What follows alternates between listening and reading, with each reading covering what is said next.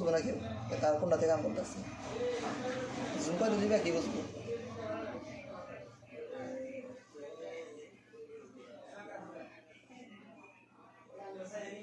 তো ভিউয়ার্স আমি যে কাজগুলো আপনাদের করে দেখালাম এখানে আমাদের সেম বোর্ডটা কিন্তু এটা এই যে এখানে দেখেন এই মোবাইলের সেম বোর্ড। সো এই মোবাইলে আপনার বোর্ডটা যদি আপনাদের একটু দেখাই এখানে যে চার্জিং সেকশনের এখানে এই যে অনেকগুলো পার্টসই কিন্তু এখানে ছিল আইসি ক্যাপাসিটর রেজিস্ট্যান্স। তো আমি সবগুলা পার্টস কিন্তু একদম তুলে ফেলেছি।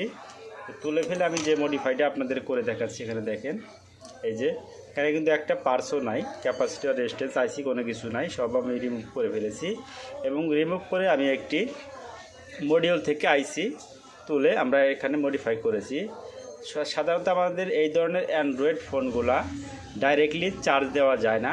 ডাইরেক্টলি চার্জ দিলে আমাদের কি হয় এই ব্যাটারিগুলা নষ্ট হয়ে যায়। অনেক পিসিরা কি করে আপনার ব্যাটারির থেকে সরাসরি ব্যাটারি টার্মিনালটা এই চার্জিং টার্মিনালের সাথে সংযুক্ত করে দেয়, ঠিক আছে। তো আমাদের এই আইসিটি কাজ যেভাবে করা হয়েছে এখানে দেখেন সিম্পল বিষয়।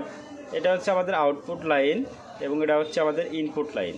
এখানে আমাদের চার্জিং যে চার্জার থেকে আমাদের যে ভোল্টেজটা চলে আসে 5 ভোল্ট, এখানে 5 ভোল্ট ইন হয়েছে এবং এখান থেকে আমাদের 4 ভোল্ট আউটপুট হয়েছে। এই 4 ভোল্ট আউটপুট হয়ে আপনার সরাসরি ব্যাটারি টার্মিনালের সাথে সংযুক্ত হয়েছে।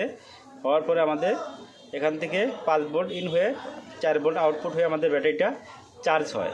তবে হয়তো বা বলতে অনেকেই প্রশ্ন করবেন বা কমেন্ট করে জানাবেন যে ভাই এটা তো চার্জিং দেখায় না বা চার্জিং দেখাবে না।